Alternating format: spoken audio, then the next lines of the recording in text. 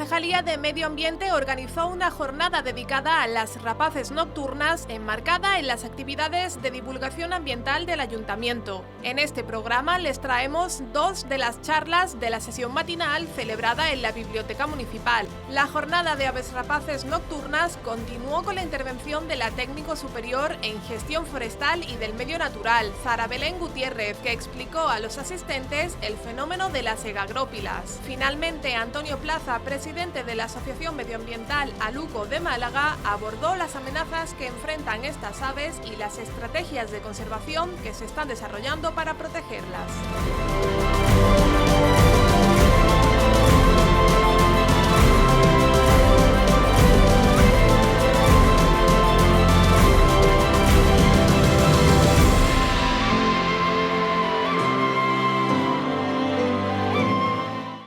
Vamos a hablar un poco de la definición, la composición de cada egagrópila, porque sabemos que ahora mismo sabemos que es una bola de pelo o de pluma, pero poco más, ¿no? Luego vamos a ver qué rapaces nocturnas echan egagrópilas, cómo son cada una de esas rapaces nocturnas, la importancia de las egagrópilas, para qué nosotros podemos usarlas para estudios, es decir, a nivel ecológico, pero para nosotros, por así decirlo. Y luego cómo conservar las egagrópilas y que no se nos dañen por el camino. Ahí tenemos algunos ejemplos que mostraré de cosas que no se deben hacer. Vale, y eso, y otras aves que también producen egagrópilas. Entonces, como bien comentaba Maldo, son una bola que se regurgita, que la hacen solamente algunas aves, no todas. El origen de la palabra viene del griego y del latín. Por un lado tenemos la palabra aigagros, que es una bola de cabra montesa, porque las cabras también echan unas bolas, realmente regurgitan, del estómago la vuelven a sacar, entonces es parecido a lo que hacen las aves, no es lo mismo, y de ahí se coge el origen de la palabra. Y por otro lado, el latín, pila y pilus, no se sabe exactamente dónde puede venir, pero pila es de pelota y pilus de pelo, o sea, tanto la una como la otra nos puede convenir bastante bien en el origen de egagrópila, de la palabra. Y hay una cosa que la definición oficial es esta, pero dice que solamente está compuesto de pelos, huesos y plumas. Pero realmente no solamente podemos encontrar pelo, hueso y plumas. Como he puesto aquí, también podemos encontrar élitros o quitina endurecida, los élitros son las alas endurecidas de los escarabajos, pero además también podemos encontrar restos de quitina endurecida, como por ejemplo las pinzas de los saltamontes o restos de las patas de algunos insectos. Y además, si se comen, por ejemplo, habéis visto que tenía una salamanquesa, el caraboquel de la foto, pues eso también se lo puede comer y también se pueden encontrar restos. O si se come alguna pequeña serpiente y caparazones. Si se encuentra algo que tenga caparazón, pues nos podemos encontrar algunos pequeños restos. Incluso por ahí, no sé si me la ha traído, hay una egagrópila que tiene un caparazón prácticamente entero. Entonces, ¿cómo se forma una egagrópila? Sabemos que es una cosa que regurgitan las aves y que viene del alimento. Entonces, el alimento tiene que entrar por el esófago. Y luego, la mayoría de las aves, si recordáis las gallinas con ese buche gordo, tienen un buche en donde van guardando el alimento antes de entrar al estómago, que las aves del estómago se dividen en dos. Pero el grupo de las rapaces nocturnas no tiene buche, ninguna tiene buche. Entonces pasa directamente del esófago al estómago. Y el estómago, en el resto de aves, está el proventrículo y el ventrículo. Pero el proventrículo apenas se diferencia, es como una pequeña parte del estómago. En cambio, en las nocturnas vemos un buen engrosamiento del proventrículo y luego el ventrículo, que también se llama molleja, que es un poco más conocido. Entonces pasa por el esófago, va al proventrículo, donde los ácidos digestivos van eliminando todo lo que pueden eliminar, todo lo que es carne, cartílagos, y se queda pues lo que es pluma, pelo, lo que hemos hablado antes, y eso pasa a la molleja. Todo lo que ha ido digiriendo el ácido pasa al intestino, pero lo que no se va quedando ahí acumulado porque no puede filtrarlo y se ocupa la molleja de hacer unos movimientos musculares hasta terminar haciendo una bola, y cuando pasan unas 8 o 10 horas, depende de la especie, ese alimento se regurgita. La propia molleja son lo que hace también el movimiento para que salga para afuera. Es como cuando te entran muchas ganas de vómito y dices, ¡ay, que no puedo! Y te viene del estómago, pues es un poquito así lo que les pasa a ellos. Lo que pasa es que a ellos les pasa todos los días, no pueden evitarlo. Y luego aquí tenemos un ejemplo de... Bueno, se ha puesto un poquito en mitad, pero para que veáis. Además, fijar en la cara, porque es que es incluso expresivo de que lo pasan mal.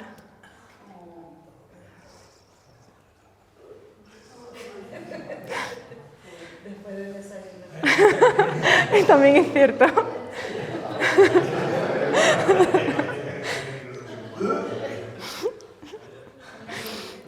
Maldad hace los efectos especiales.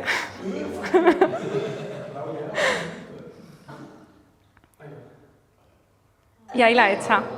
Habéis visto que es un búho chico, es de bastante tamaño para el tamaño del búho chico. Hay algunas que la echan más pequeñitas, más grandes, también depende si es juvenil, si es un adulto. Y ahora vamos a hacer un pequeño juego de agrópilas. Yo sé que va muy rápido, pero tenéis conocimiento de alimentación.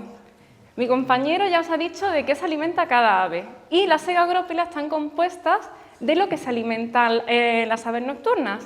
Entonces, vais a venir por aquí, si podéis venís en fila, os vais levantando y vamos a hacer el primer pequeño examen. Si tenemos algunos folios, tenemos boli, es muy sencillo, entonces si queréis lo podéis hacer apuntar también en el móvil. Lo único que tenemos que hacer es que hay aquí unas agrópilas numeradas y vosotros tenéis que pensar a qué especie puede pertenecer. Aquí tenéis las especies. Entonces, simplemente tenéis, es un quién es quién, pero con la cosa de que hay más especies que agrópilas. O sea, no os van a coincidir.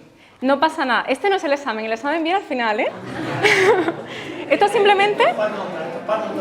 simplemente para que las veamos, para que curioseemos. Entonces, por favor, levantaros, venís por aquí.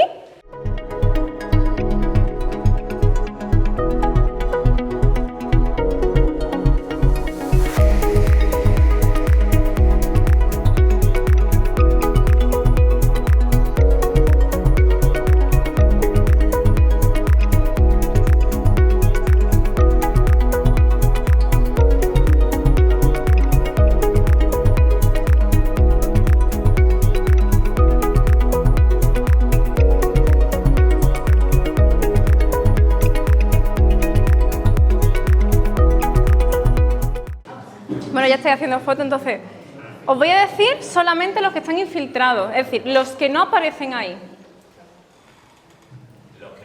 Los que no están. Algunos habéis dicho, oye, ¿cómo es que este no está? ¿A que todo el mundo ha dicho que esta sí que estaba? Pues ¿sabéis cuál es esta? El cernícalo. Tenemos una de cernícalo, que se parece mucho a una de autillo. Esta es muy parecida a la que hay ahí. ¿Por qué? Porque la alimentación es muy parecida. Entonces, os voy a ir diciendo... Aquí tengo yo mi chuleta, la tenéis al lado. Un poquito más le dais la vuelta. Entonces, el número 1 era de mochuelo. Aquí en la imagen no se ve bien. Pero, habéis visto, la de autillo es muy parecida a la de cernícalo que hemos visto ahí, que es más blanquita porque no se alimenta de micromamíferos, por ejemplo, y se alimenta de pequeños insectos. El mochuelo, en cambio, además de alimentarse de pequeños insectos, ya se alimenta de micromamíferos, por eso también le da ese color oscuro. La lechuza era el número 8. Esa la habéis acertado casi todos, ¿verdad? Sí. La lechuza es una bolita más grande, una agrópila más grande que el autillo, pero es que además normalmente siempre hay muchos restitos de hueso. Y la diferencia de la lechuza con otra agrópila es que una agrópila, cuando está recién regurgitada, pues siempre aparece con un brillo negro. La agrópila de la lechuza es la única que durante meses, o sea, 2, 3, 4, 5 meses, puede mantener perfectamente ese brillo negro. Ahora tenemos el búho chico, que se alimenta prácticamente de lo mismo que la lechuza, pero no conserva ese brillo negro. Ahí podemos diferenciarlo claramente. El búho chico es el 3. ¿Diste bingo? Es difícil. Y otra cosa que tenemos es, para encontrar agrópilas, si yo me encontrase todas estas agrópilas juntas por ahí perdidas, yo la mayoría no sé de qué son. Tendría que ponerme a mirarla, abrirla, saber exactamente, y aún así es difícil. Para saber de qué son es dónde te la encuentras, de qué manera, qué restos tiene, el tamaño que tiene. La de búho real habéis visto que es muy grande. ¿A que las 6 todo el mundo la ha acertado o casi todo el mundo? Entonces, todas esas cositas tenemos que tenerla en cuenta. La de lechuza, por ejemplo, la lechuza yo digo que son muy puercas. ¿Por qué? Porque las agrópilas la regurgitan en el nido. En cambio, hay otras aves, como el búho chico, que la regurgitan en posaderos. La de cárabo es muy difícil de encontrar. Ahora digo cuál es esta, no os preocupéis. La de cárabo es muy difícil de encontrar porque va a un posadero, tiene muchos posaderos en el bosque, está en un bosquete cerrado con muchas ramas, entonces está ahí escondida la agrópila entre las hojarascas, a ver quién la encuentra. Tenemos una y encima se ha estropeado. Luego explicaré por qué. Y la de búho real, la característica es que te las encuentras, aparte de que son muy grandes, fáciles de encontrar, suelen nidar en rocas, por lo cual está más o menos despejadito el terreno, son muy grandes y cada vez que te acercas más al nido hay más agrópilas. Entonces es una forma también de acatar el terreno. Y la de cárabo es la 9. La de cárabo no debería ser blanca. Y la de búho real la 6, como he dicho. La de búho real es la única que tiene unos huesos muy grandes porque es la única que se alimenta de conejo. Y lo que no he comentado es que el cárabo es la especie que más se alimenta de aves de las que tenemos aquí, de nocturna. Entonces, entre la lechuza, que hay épocas donde se alimenta más de pajarillos, y el cárabo son donde más restos de aves podemos encontrar. Y ahora, la agrópila, como comentaba antes, un poco de adelanto, tiene una gran importancia ecológica. ¿Por qué? Porque no son solamente unas pequeñas bolas, sino con ello estamos diciendo que tenemos restos de hueso, tenemos restos de escamas. Entonces sabemos, hemos comentado que normalmente la ponen o en el nido o cerca del nido, o en posaderos, por lo cual podemos saber los territorios y dónde está más o menos el nido. Tú puedes ir buscando, aquí se ve bastante mal, pero esto es un nido de búho real. Aquí hay cacas y todo esto, si se viese bien, serían agrópilas que han ido echando los pollos. Y como comentaba, pues no, esto es el nido, pues aquí debería haber un montón de agrópilas. Tú vas andando y te las vas encontrando. Esto es un búho de lechuza. Las lechuzas lo van echando en el nido. Yo tengo la idea de que las lechuzas no hacen esto únicamente porque son muy puercas, como digo yo, sino porque ellas no aportan nada al nido. Es decir, las nocturnas, creo que ninguna aporta nada al nido. Entonces, ¿qué pasa? Que algunas buscan unos huevos que estén más en condiciones. Tú coges una caja limpia, perfecta, para lechuza y ellos van echando agrópilas y con eso se van haciendo su camita. Si un ave, un pollo, no tiene nada de cama, por así decirlo, el pollo queda bastante más desprotegido, incluso puede terminar con problemas en las patas, una enfermedad aquí de patas abiertas. Entonces yo creo que es una manera que tienen ellas de hacerse la cama. Y bueno, aquí vemos una agrópila que ya ha sido bastante degradada y se ven los huesos. Y otra curiosidad que tienen es que han comentado por ahí de una anilla de un mirlo. Aquí tenemos una anilla que ha salido de una agrópila, que esta concretamente es de una lavandera blanca, de un dormidero que se la comió y la encontramos en una agrópila en la misma zona donde estamos haciendo anillamiento del dormidero, comida por una lechuza. Entonces nos sirve también para estudios científicos para ver la recuperación de las aves de paseriforme, que es muy difícil recuperar las aves de paseriforme. Y una de las cosas más importantes para los que sirve el estudio de agrópilas, además de para saber la alimentación que tiene cada especie, es para el estudio de micromamíferos de la zona. Porque es muy difícil encontrar un ratoncillo, una musaraña, pasan por la noche, son pequeños, muchas veces están soterrados y para eso usamos métodos indirectos, como el de la agrópila. Y esto sería un poquito, cuando tú abres una agrópila, ¿qué te puedes encontrar? Esto es una agrópila. Y aquí tenemos un cráneo. Como digo, también nos encontramos pajarillos, pero en mucha menor medida. Y aquí tenemos ratoncitos. Ahora, ¿por qué me centro tanto en esto y por qué es la siguiente diapositiva? Porque además de esta práctica, tenemos otro taller, que es que vamos a abrir las agrópilas. Entonces, tenemos que aprender un poquito, solamente un poquito, a diferenciarlo. Esto es muy complicado, es normal que no lleguéis a especie. Vamos a intentar, yo os voy a ayudar, a llegar a género. Vamos a intentar diferenciar rata de ratoncillo, ¿vale? Tanto Apodemus como Mus, o sea, juntarlos los dos. Topillo, el topillo y la rata de agua no la vamos a encontrar. Y el conejo no es un roedor, pero bueno, lo tenemos ahí. Que no lo vamos a encontrar, solamente quería que vieses la cabeza, que allí también la tenemos, para que viesen más o menos el tamaño que tiene, la forma. Y además de los roedores estos, tenemos un insectívoro, que la musaraña muchas veces la metemos en roedor, pero no es un roedor. Se alimenta de insectos y la dentadura que tiene, si os fijáis, es diferente a la del resto de roedores. Vemos que aquí hay un hueco, que se llama diastemia, entre los incisivos y los molares y los premolares. Y en cambio aquí tiene, como nosotros, la dentadura completa. Eso por la alimentación que tiene. Para fijarnos, tengo 2 diapositivas. Esta es un poquito más detallada, luego las voy a dejar. Para fijarnos en el topillo, tiene los dientes así, como aserrados. Eso se ve muy bien.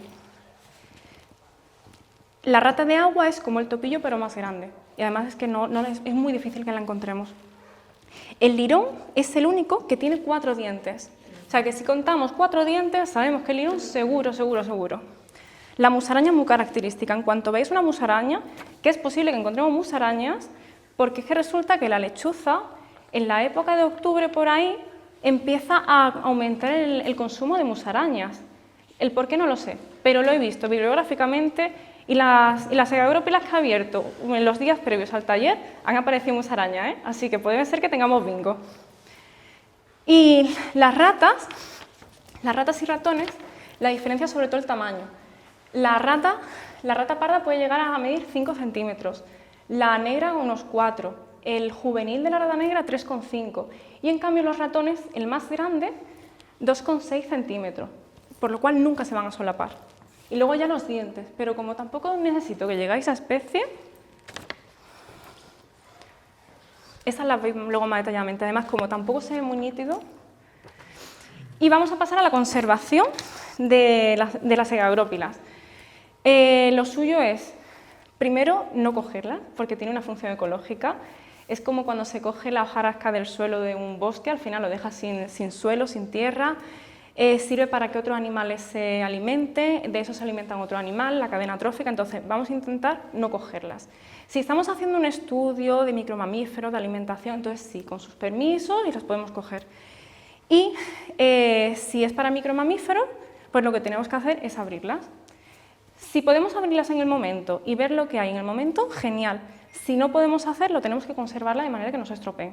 Entonces lo mejor es congelarla. Si la congelación tiene que ser mínimo de 48 horas.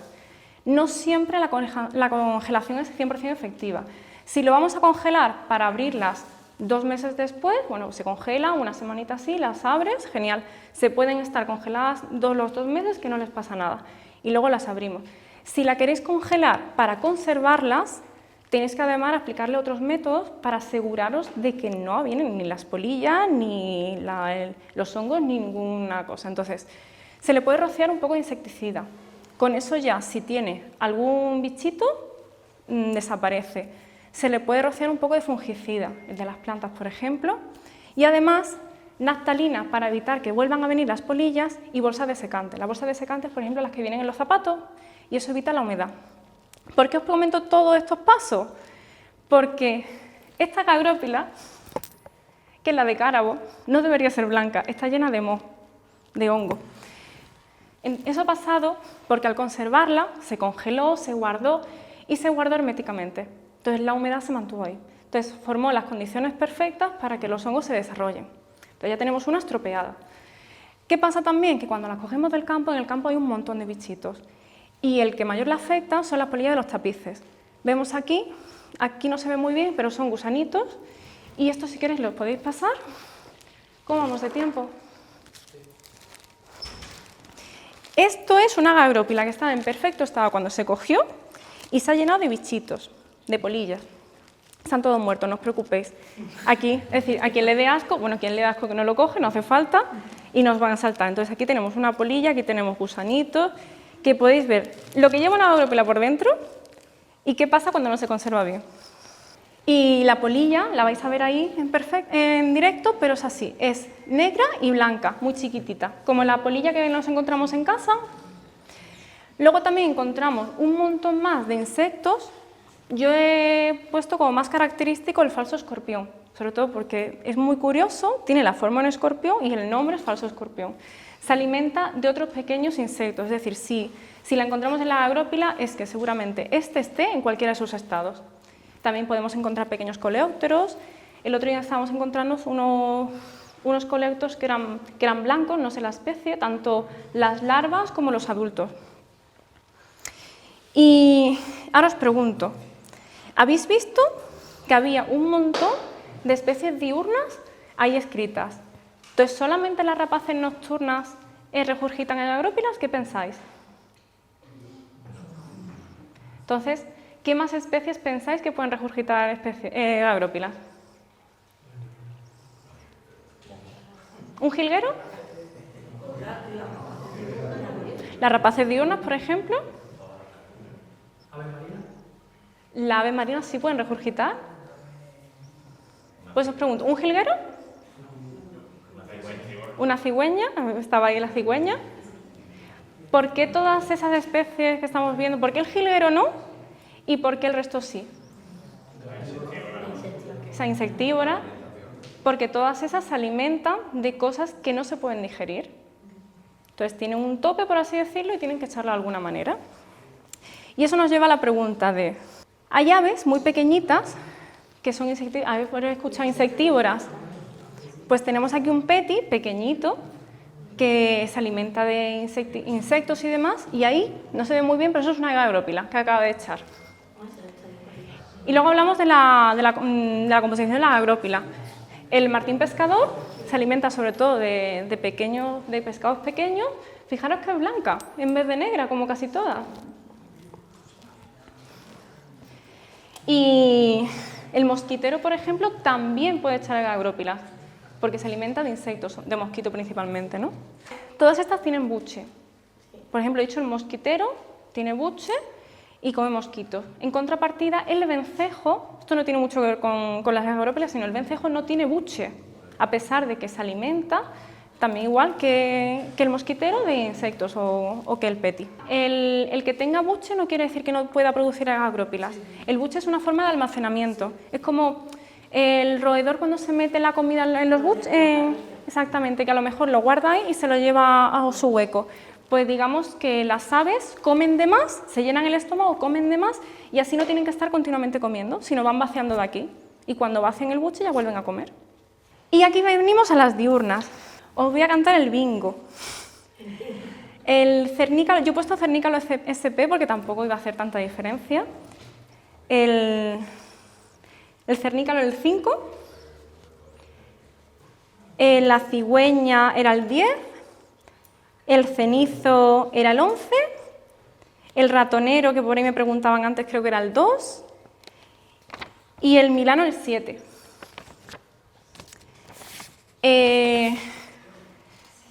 La diferencia pues es, aquí tiene un poquito de forma más variada, si os fijáis la de cigüeña curiosamente es redonda completamente. La de ratonero tiene unas formas muy características como que si su molleja hubiese hecho así compactaciones y todas las que he visto de ratonero tienen unos pliegues y en cambio casi ninguna más he visto que tenga pliegues, o sea, puede ser una característica propia. La de Milano es una ave pues, bastante oportunista, tiene una alimentación bastante variada, igual que la cigüeña, y si os habéis fijado más o menos, el granulado es muy parecido tanto de una como de otra. En cambio, la de cernícalo, esta de aquí, el cernícalo primilla, es más pequeño que el vulgar. El cernícalo primilla se alimenta muy parecido al autillo, entonces es muy parecida a la que os enseñaba antes del autillo. Y en cambio el cernícalo vulgar, que es un poquito más grande, ese también se puede alimentar de micromamíferos, pero principalmente de insectos. Y el vulgar, además de que se alimenta de insectos, ya complementa su dieta con mucho más de micromamíferos y además también un poquito de aves, de paseriformes pequeños. Y como no os engaño, aquí tenéis un cernícalo regurgitando una agrópila.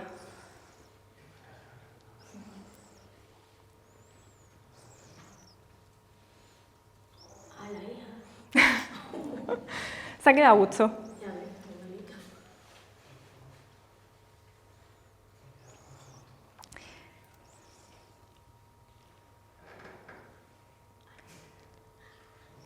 Y ahora entramos a la segunda parte.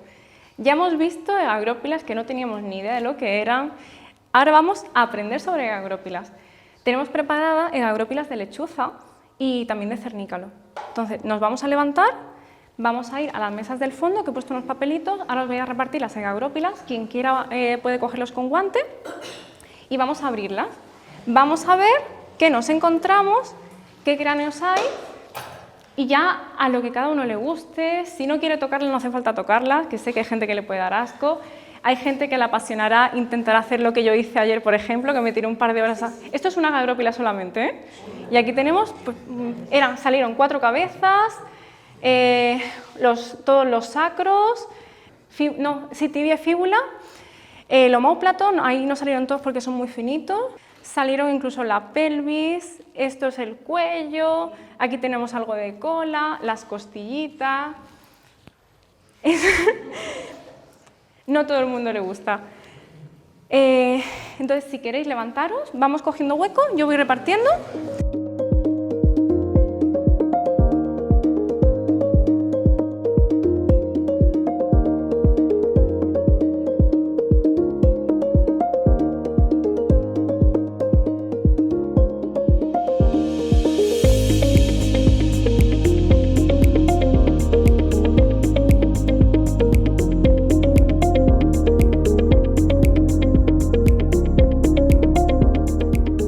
Así abriéndolo poquito a poco, ya aquí se van viendo los huesos, entonces vais con mucho cuidadito. Mira, aquí ya tenemos una parte de abajo, aquí ya tenemos otra mandíbula de abajo. Con esto ya podemos saber qué género es, y con esto ya podemos saber que es un ratoncillo.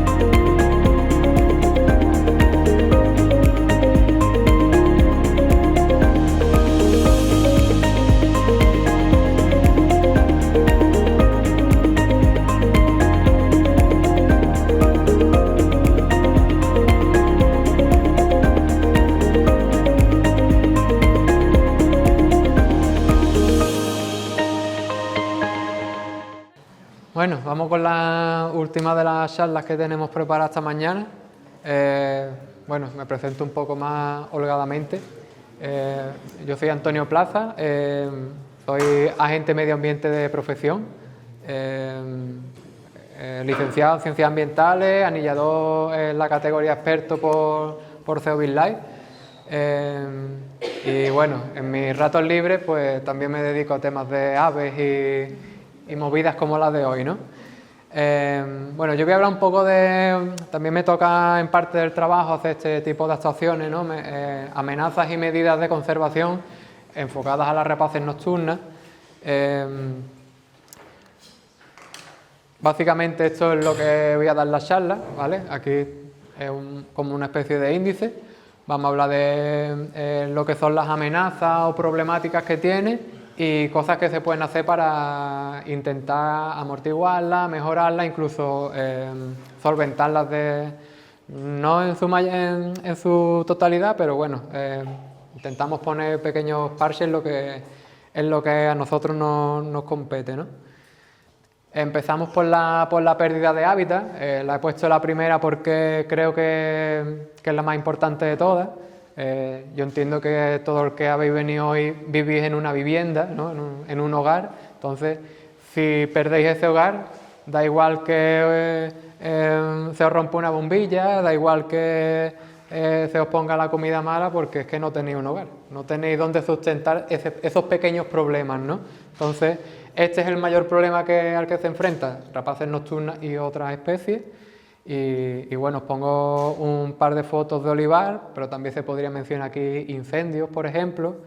Muchas de las aves que estamos tratando hoy necesitan bosques maduros y claro, un incendio solo borra todo de un plumazo. Entonces vuelta a empezar y claro, hay que esperar un tiempo hasta que el bosque llegue otra vez a ese nivel, ¿no? Muchas de las aves de las que estamos tratando hoy están ligadas a ambientes agrarios y bueno, como ya se ha ido comentando, aquí tenemos un olivar todavía un poquito tradicional y vemos un seto entre un lindero, ¿no? entre parcelas. Esto aumenta la biodiversidad, esto los ayuda, pero sin embargo vemos que el suelo está totalmente pelado. Entonces, eso resta. Son pequeños matices que van ayudando, van perjudicando a estas aves. Y aquí tenemos un superintensivo que, bueno, según el marco de producción, cada 15 años así, se renuevan. Entonces, no lo dejan que crezcan lo suficiente como para que genere huecos, con lo cual un mochuelo, que es el que está más ligado al olivar, no va a encontrar ahí un hábitat adecuado, ni el mochuelo ni cualquier otra especie. Aparte, pues como veis, ¿no? El suelo también igual sin ningún tipo de hierba, no hay ningún insecto, no hay alimento, no es un espacio bueno para ellos. Electrocuciones. Yo creo que también es un tema bastante importante, tanto que ha generado algunos movimientos sociales para hacer incidencia en la corrección de tendidos, darle a la ciudadanía una información, poner un foco en este problema que en algunos casos es desconocido. A mí en lo personal me toca más por el tema del trabajo que desarrollo día a día y bueno, como yo voy poniendo un poco los matices a lo que han estado hablando los compañeros, ¿no? Como técnica de caza que utilizan desde oteaderos, desde perchas, desde puntos altos, muchas veces en los ambientes agrícolas, que todo es plano, que todo cultivo de cereal o cultivo de olivar, donde hay comida, necesitan un sitio en alto para hacer el acecho a la presa y utilizan este tipo de estructuras. Problemática que nos encontramos, pues cables sin ningún tipo de protección, puentes, derivaciones que incluyen más cables, puentes por arriba, momento en el que una ave se posa y hace contacto con un conductor y otro elemento no conductor, ese ave hace de conductor y le pasa la electricidad alrededor, ¿no? En este apoyo concretamente encontré dos animales el mismo día, dos búhos reales. Y bueno, si se ve aquí se ve un poco más en detalle y esta foto que es de Mardo se ve un poquito mejor el búho colgado. A veces no hace falta ni que toquen, simplemente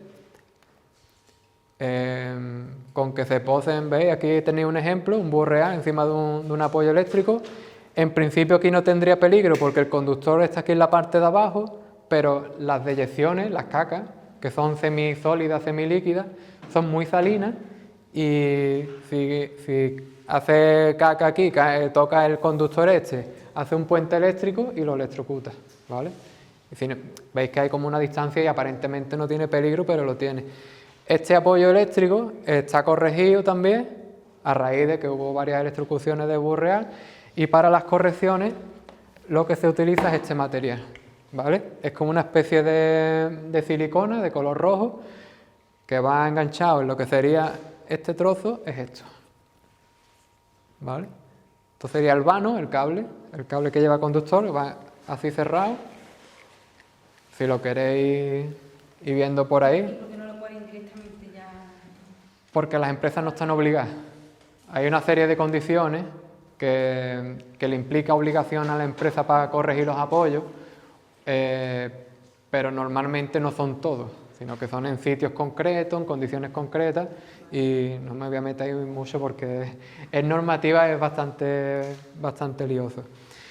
Otra de las correcciones que realizan, que está relativamente moderna, esto que veis aquí, son los que se llaman grapas de amarre.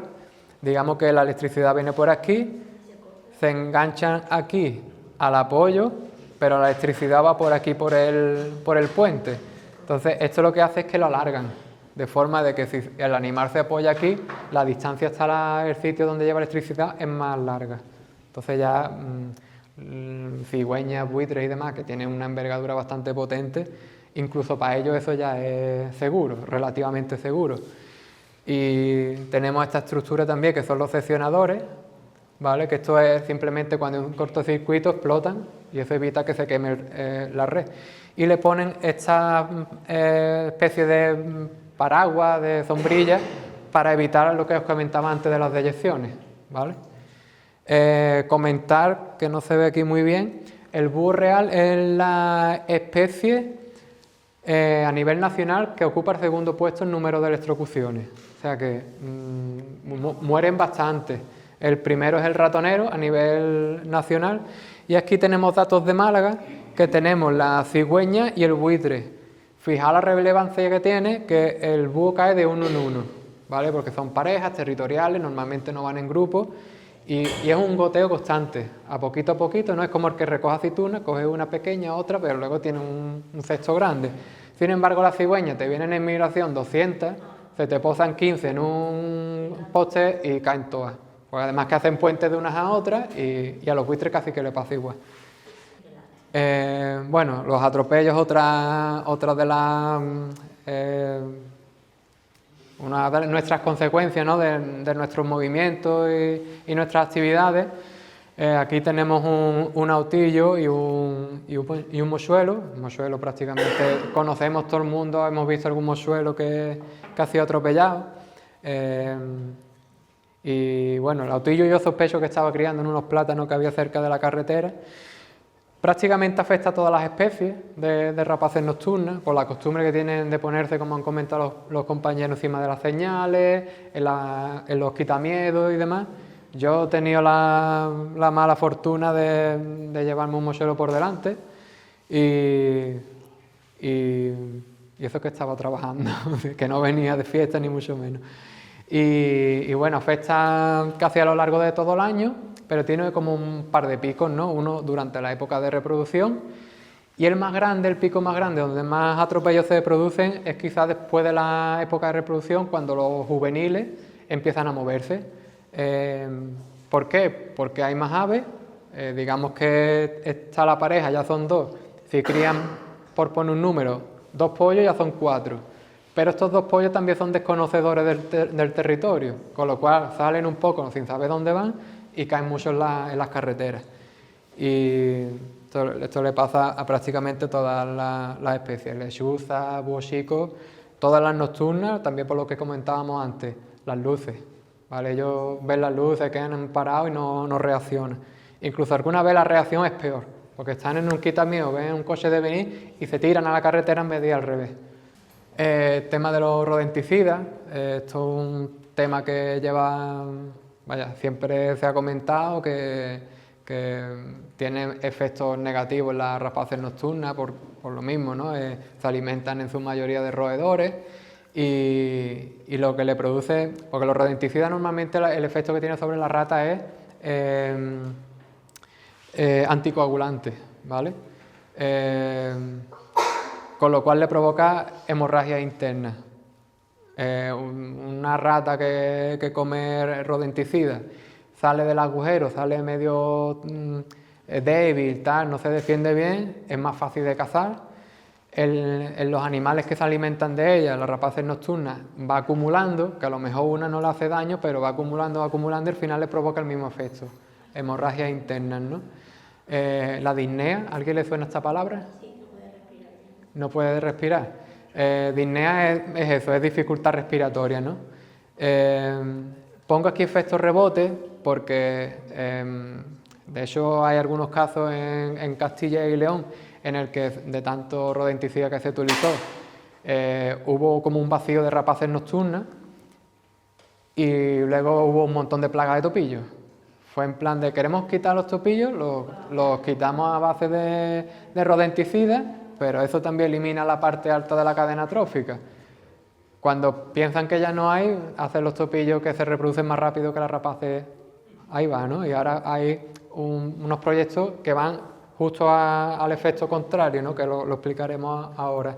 Y tiene otros efectos que no son específicos de los rodenticidas, que se pueden asociar a otras enfermedades y tal, y no está totalmente claro dónde están los límites entre que sea efecto de rodenticida o cualquier otra enfermedad, contaminación.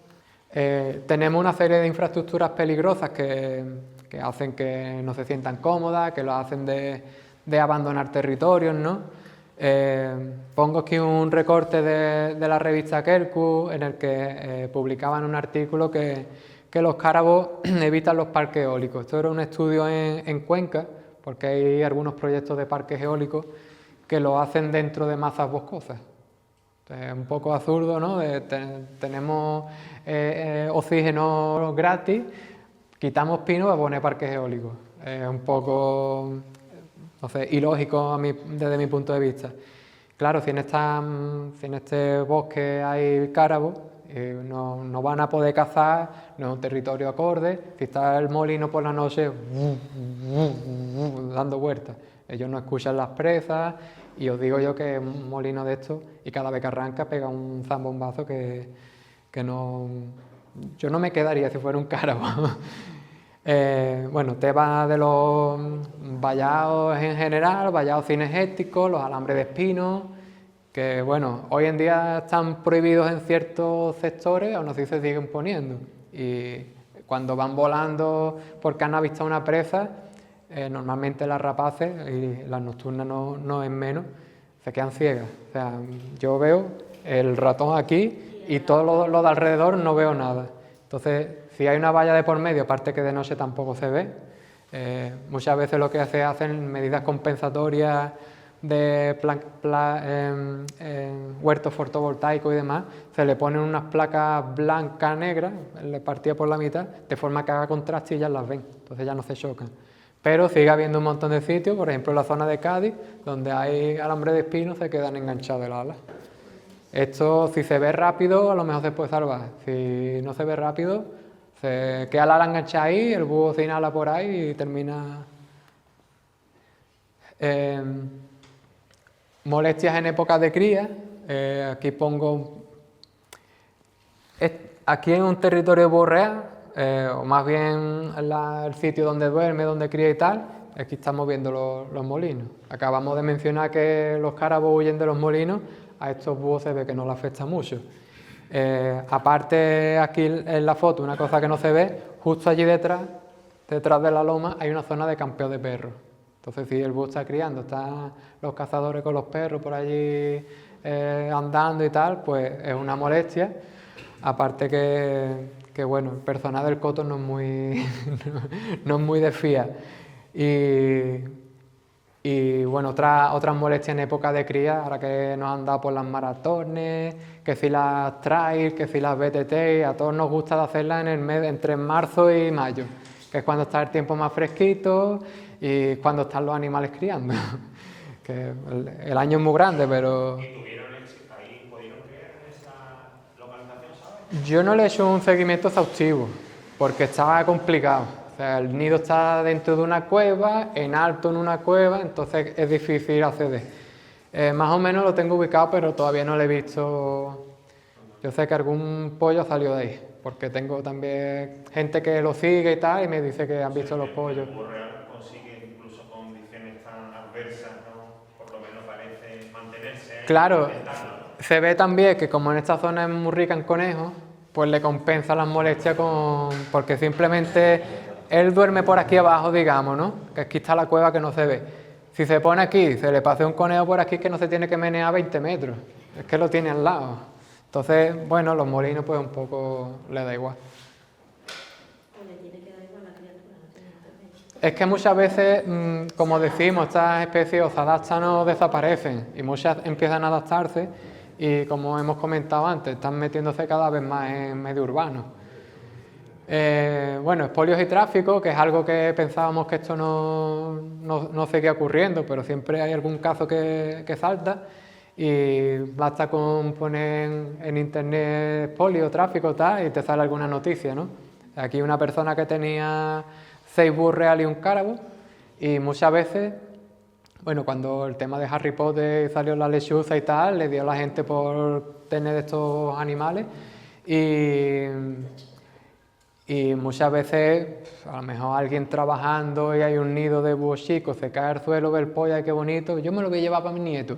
Y así, tan fácil como eso. Y no tienen ni la mala intención, pero muchas veces por ignorancia, por tal, y bueno, la normativa no te permite tenerlo así como así, porque si no al final esto sería un poco, cada uno hace lo que le viene en gana y... Es así, cada uno hace lo que le viene en gana.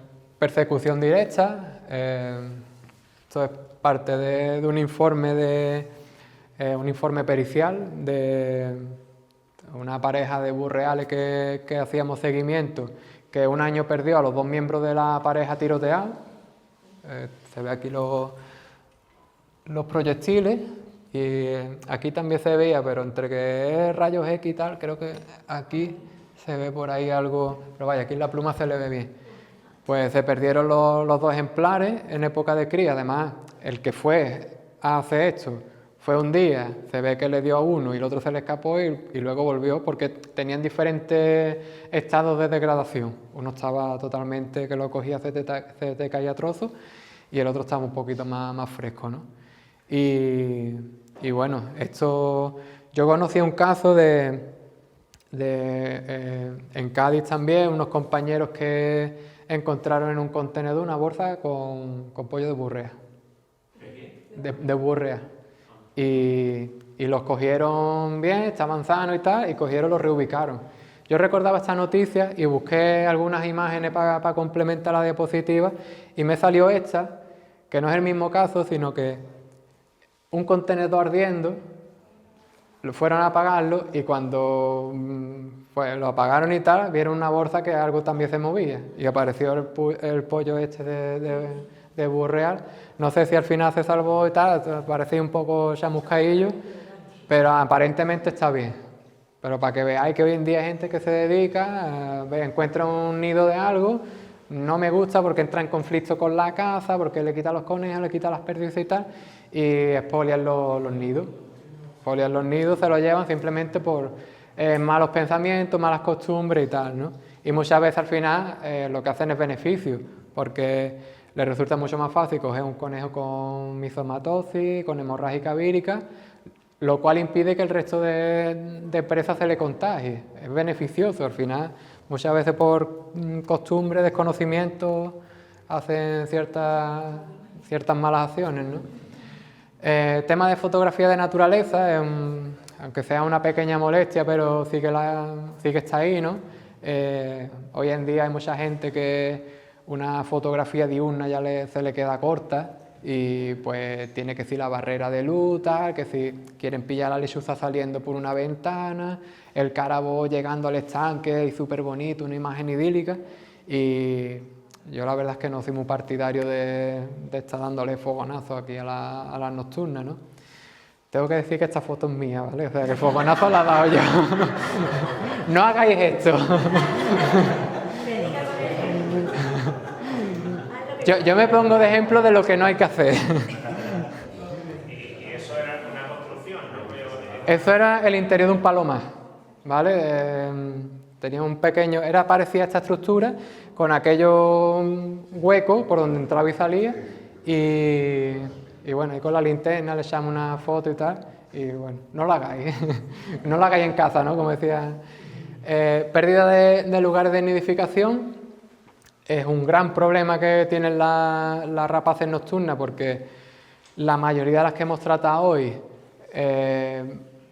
utilizan habitáculos relativamente, bueno, la mayoría sí, ligadas al ambiente urbano, y algunos incluso no urbanos, pero lo mismo, ¿no? Ligadas a habitáculos, son cavernícolas, se llaman cavernícolas. Entonces, cuando estos lugares se pierden, No hay una manera de, por ejemplo, el burrea que cría incluso en el suelo, pues si pierde, no va a perder un roquedo, no va a perder, no sé, es más difícil, ¿no? En cambio, si un cárabo cría en el hueco de una encina, en el hueco de un algarrobo, se corta ese algarrobo, tiene que esperar 20 años que haya un algarrobo acorde que genere un hueco, el mochuelo con un olivo 3/4 lo mismo, lo que hemos estado hablando antes, ¿no? Entonces, por no poneros aquí un edificio medio en ruina o ya que no es un edificio, sino un montón de piedras, os pongo cajas nido, como esta que os he traído, que es la que utilizamos para nuestro proyecto, para los cárabos, ¿no? Esta que está hecho de, creo que es de cemento, que la utilizan mochuelos y otras especies, y estructuras como esta, que son primillares, pagados con medidas compensatorias de proyectos de plantas fotovoltaicas, parques eólicos y demás. Tiene 2 huecos para lechuza, y estos estos están ciegos, pero tienen por el otro lado, está todo entero rodeado, dentro está hueco y tiene un montón de cajas nido, ¿vale? Y ahí está criando la lechuza, de hecho este año ha criado 2 veces, para que veáis lo importante que son este tipo de... ¿Tiene éxito este tipo de estructuras así tan grandes y diversas? Sí. Estas sí. Luego estas que hay de que te meten gorriones, vencejos, te meten ahí mogollón de especies del tirón, yo no lo veo. Son como macrourbanizaciones para aves. Yo la verdad es que no lo termino de ver. En estas concretos sí, porque son especies ligadas a medios agrícolas, medios esteparios y tal, que más o menos son afines en cuanto a hábitat. Entonces sí te ocupan las cajas. Normalmente las de primilla están ocupando estos ninos, porque no es un ambiente ideal para primillas, y lleva aparejado un programa de hacking, que eso es meter pollos de primilla, hacerlos creer que han nacido ahí para que otros años vuelvan. Pero la lechuza la ha cogido bien y ya te digo, este año ha sacado 7 y 4 pollos. Sí, y perdió uno, que se le quedó muy chico. Cernica lo burga también ha criado, o sea que va teniendo... Y la lechuza cría en cualquier época del año, así que mientras tenga alimento cría, ¿no? Eso. Sí, ha criado en pleno verano prácticamente. Vale, que no es como otras ramas que tiene una estación. La lechuza puede... La lechuza concretamente, sí, la lechuza concretamente, como vamos ligados a explosiones de roedores, si hay una explosión de roedores en octubre, noviembre, se pone a criar. El resto no, primavera y punto. O sea, el cárabo entre marzo, abril, mayo, el mochuelo más tirando a junio, la lechuza allí crió en junio y el otro día la anillamos 3 pollos que ya estaban volando totalmente. Y uno se nos escapó, o sea que tenían los 4... Perdona, Antonio, ¿esto has dicho que son de mochuelos de arriba? Sí. ¿Ese que entran por arriba por donde tiene el huevo? Es que lo tienes justo tapado el mochuelillo. Ahí es donde... Esta te sirve también para grajilla, para carraca, para cernícalo primilla. ¿Totalmente cerrado los arbolitos esos? Estos son respiraderos, esta tapa se quita, que está aquí anclada con un gancho y aquí con un alambre, por si la quieres revisar. Creo que está hecho como de cemento, alguna mezcla de cemento con perlita o algo así más ligero, ¿no? Y entra por aquí, y eso fue en los llanos de Cáceres, en cada poste había una, y me pareció curiosa, la verdad que está muy bien. Como los mochuelos no son coloniales, pues a lo mejor había uno, a 50 palos más para allá había otro, y entre medio todo lleno de grajillas. Bueno, hablando ya de cosas así más bonitas, hay diferentes proyectos de conservación, asociaciones a nivel nacional que hacen este tipo de proyectos. Comentar algunas, Grefa, Brinza, Lulula, bueno, ahora estamos nosotros aquí empezando en la provincia. Como decía antes, lo de las explosiones de topillo en Castilla y León, una de las actuaciones que se hizo para contrarrestar esas plagas de topillo en los cultivos fue la colocación de cajas nido, que aquí tenemos el mochuelo adulto con las crías, y aquí había como 20 y tantos topillos. Entonces tiene la despensa ahí, no le van a faltar comida. Pues si pones una caja, te quita 20 y tantos, pones otra, te quita otros pocos, creo que es más factible que poner veneno, que al final se lo carga todo y cuando viene a percate tiene un montón de topillos y no te ha solucionado nada. Hay proyectos de hacking de lechuza, que como comentaba, se crían en semi-cautividad, cuando los pollos están relativamente grandes, se llevan al sitio donde se quieren establecer y ellos creen que se han criado ahí. Se van alimentando sin que vean al que lo alimenta, si no se va a pensar que es un humano. Y hay algunos proyectos que están funcionando en ese aspecto. La lechuza es la que está sufriendo un declive más importante, porque se ha ligado tanto al ser humano que cualquier reforma de edificio que implicaba quitar un falso techo y tal, son lugares que ha ido perdiendo.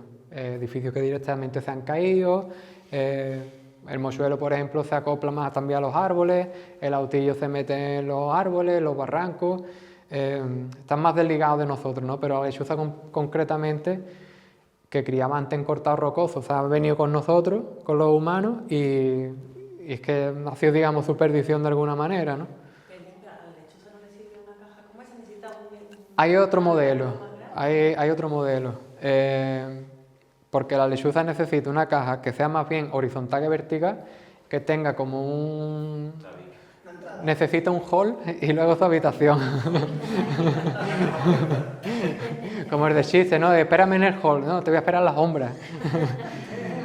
Pues necesita como mucha oscuridad, ¿no? Y que esté dentro de edificios. Entonces, claro, te va a poner una de cara, pues más fácil de ir a la sierra con tus permisos y tal, lo pones en un árbol, que decirle tú a un propietario, me voy a meter en tu casa, tú que no me conoces de nada, te voy a poner un nido de lechuza. Hay gente que no está en favor ni de la lechuza, ni de que un extraño vaya a decirle te voy a poner una caja, no sé, que tenga una relación más o menos continua y te conozca y tal. Es más difícil de hacer este tipo de proyectos, digamos, en petit comité, que no sé cómo darle para atrás. Bueno, la estructura que hemos visto antes, ¿vale? Que eso sí lo hace la administración y sí tiene efectos positivos, ¿no?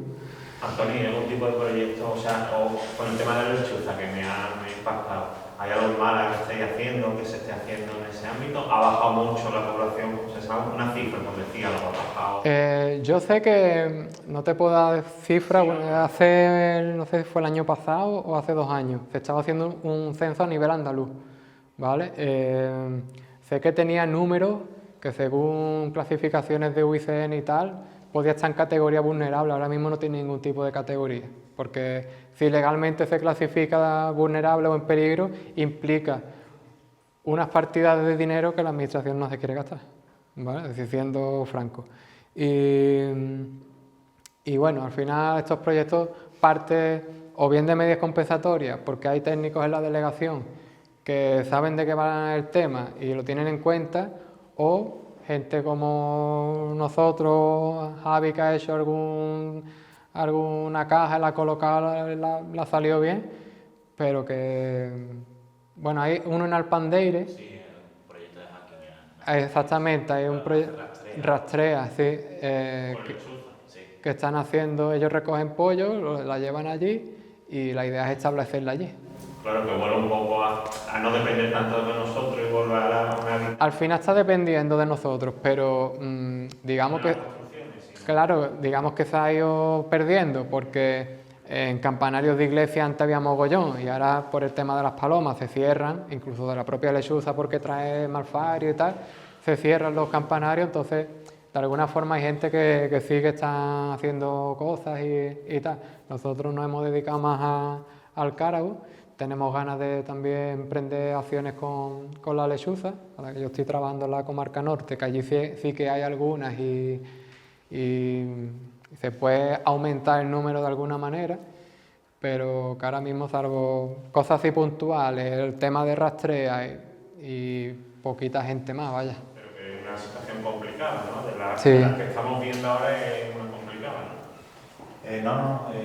Que he buscado el dato a nivel nacional. Bueno, en 2018 CEO Live siempre elige el ave del año, ¿no? Pues en 2018 fue la lechuza común. Entonces me aparece aquí el dato, que lo he buscado a conciencia. La especie sufre un declive de poblaciones de entre el 13% en los sitios que están mejor, pero es que hay sitios que ha descendido las poblaciones un 50%. Entonces, es crítico.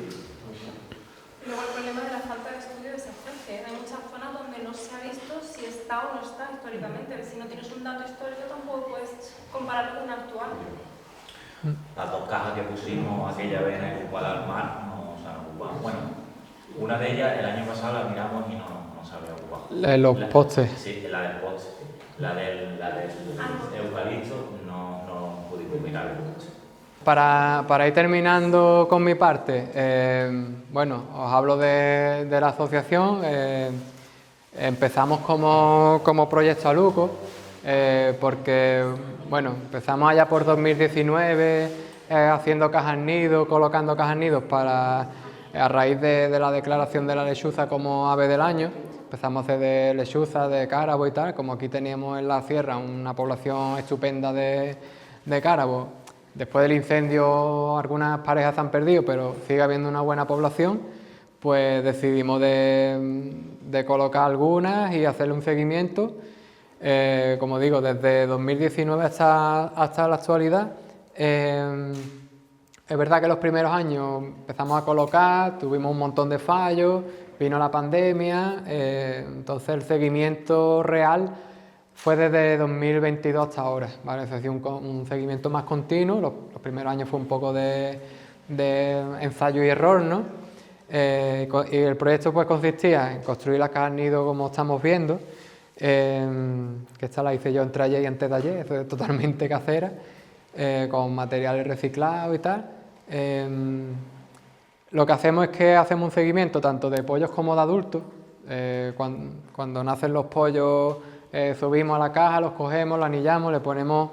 Es una anilla un poco más grande que esta, ¿vale? Esta es el número 5, digamos que la 6 la que utilizamos para el cárabo. Aquí tenéis una serie de anillas que no se utilizan para rapaces nocturnas, porque bueno, estas de lectura a distancia, obviamente, una rapaz nocturna va a ser más complicado de ver, simplemente porque de noche es más complejo. Es verdad que hay algunos proyectos que la utilizan, pero yo la verdad es que no le veo mucha utilidad. Y otro tipo de marcas, como estas, que son marcas alares, que van a enganchar en el ala, yo tampoco la suelo utilizar. Y bueno, a través del anillamiento, que el anillamiento te sirve es como un DNI del ave, ¿no? Entonces, ese número va ligado a un ave de por vida, hasta que el ave se muere y no se vuelve a reutilizar. Entonces, como si fuera el DNI. Esto te sirve para, si una ave se mueve de un sitio a otro, pues sabes la distancia que ha recorrido, o si la vuelves a recapturar, cuánto ha pasado desde que la anillaste hasta que la volviste a coger. Y también estudios más individualizados, puedes, digamos, diferenciar macho y adulto de una pareja, vincularlos a unos pollos que también están anillados. Por daros algunos datos de nuestro proyecto, hemos anillado en estos años 57 pollos, ¿vale? Que han nacido de las cajas, y el dato sí del ejemplar más longevo que tenemos, una hembra de más de 9 años, que cuando empezamos el proyecto ya estaba anillada, y la hemos recapturado varios años en una caja. Una campeona nos ha sacado ya 10 pollos y no nos ha sacado 12 por culpa nuestra, no sé, porque pusimos una caja un poquito doblada. Pero vaya, es la que más. Y desde que empezó nos ha faltado un año. Todos los años ha sacado alguno. Y una recuperación a 10 kilómetros de un pollo anillado, nacido y anillado en nuestras cajas, que ahora es una hembra que está criando en otras, ¿vale? Y se ha movido 10 kilómetros lineal. Seguramente habrá ido haciendo zigzag y tal. Y hasta el momento es el único que tenemos recuperado como pollo, ¿no? ¿Qué ámbito de actuación territorial ha dicho que en esa zona? El proyecto incluye la Sierra de Mijas, el Valle del Guadalhorce y algunas sierras circundantes. O sea, básicamente el grueso la tenemos aquí en la Sierra de Mijas. Y tanto cara norte, algunas en la cara sur, también tenemos puesta una en un campo de Go, que también ha llegado a criar. Pero aquí tendremos... La de Juanar no, lo quitamos porque como allí va tanta gente, la vieron, empezaron a tirarle piedra y la quitamos. Que hay gente que se aburre los domingos y va al campo a hacer...